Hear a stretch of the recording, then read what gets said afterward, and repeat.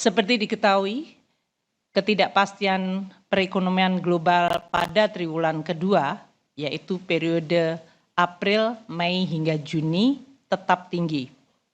Ini akibat kebijakan tarif resiprokal yang dilakukan Amerika Serikat dan juga ketegangan geopolitik terutama di Timur Tengah.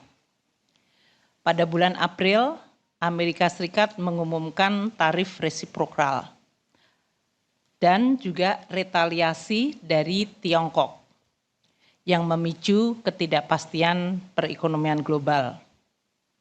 Di Timur Tengah, ketegangan geopolitik meningkat dan kedua hal tersebut meningkatkan ketidakpastian yang berakibat pada melambatnya pertumbuhan ekonomi global. Amerika, Eropa, dan Jepang yang mengalami perlambatan.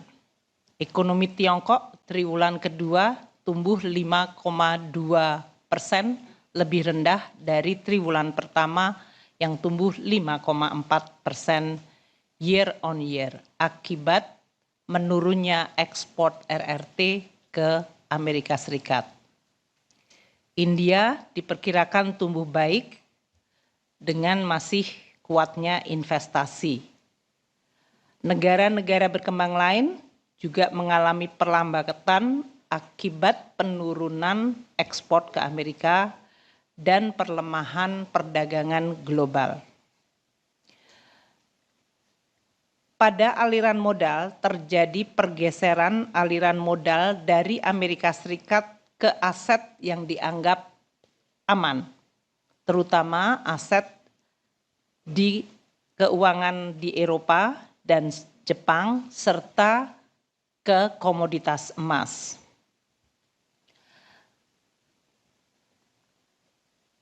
Di sisi lain, pergeseran aliran modal dari Amerika Serikat ke emerging market telah mendorong di satu sisi perlemahan mata uang Amerika Serikat, dolar Amerika Serikat terhadap mata uang global, dan tentunya di sisi lain perkuatan dari beberapa mata uang.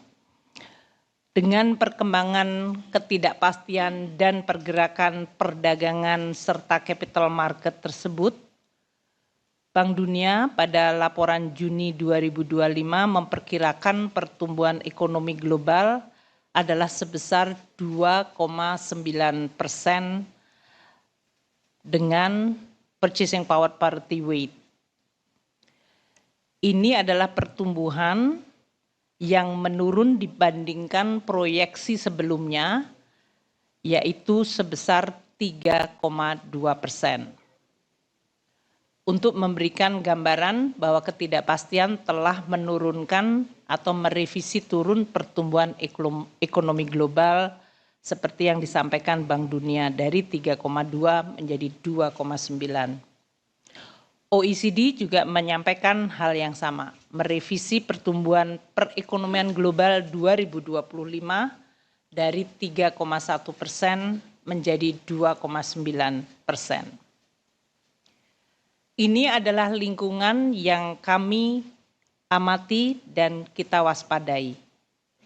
KSSK optimis bahwa pertumbuhan ekonomi Indonesia pada triwulan kedua akan tetap terjaga.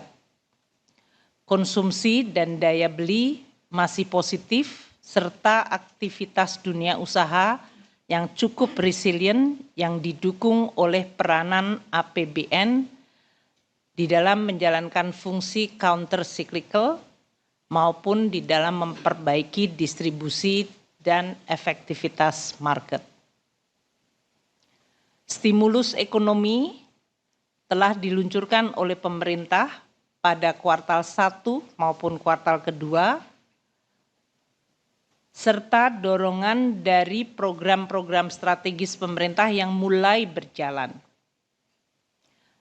Juga dukungan terhadap sektor-sektor prioritas yang memberikan dukungan terhadap bertahannya pertumbuhan ekonomi Indonesia.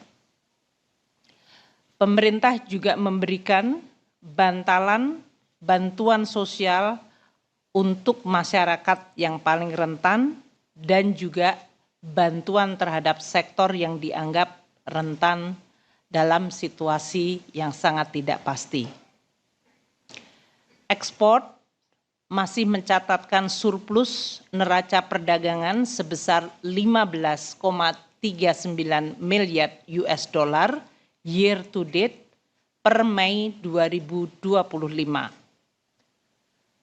Dari sisi moneter, Bank Indonesia juga melakukan penurunan suku bunga, melonggarkan likuiditas, meningkatkan insentif likuiditas makroprudensial untuk mendorong kredit dan pembiayaan di sektor-sektor prioritas, dan kita akan terus mendorong pertumbuhan ekonomi melalui kombinasi kebijakan yang ada di dalam domain KSSK,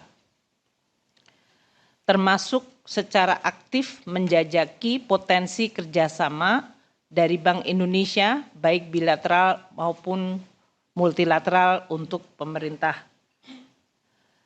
Keberhasilan dari negosiasi penurunan tarif resiprokal Amerika Serikat untuk Indonesia menjadi 19%, diperkirakan dapat mendorong kinerja sektor padat karya, seperti tekstil, alas kaki, dan furniture.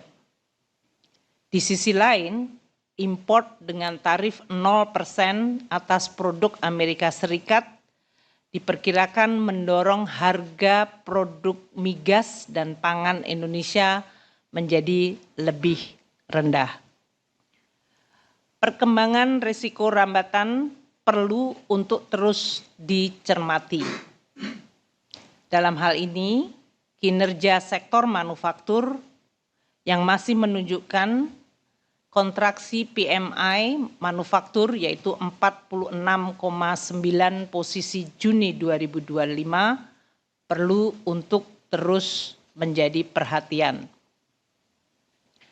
Peranan sektor swasta sebagai penggerak pertumbuhan akan terus didorong melalui kebijakan dan percepatan deregulasi, termasuk mendorong peranan Danantara yang makin optimal.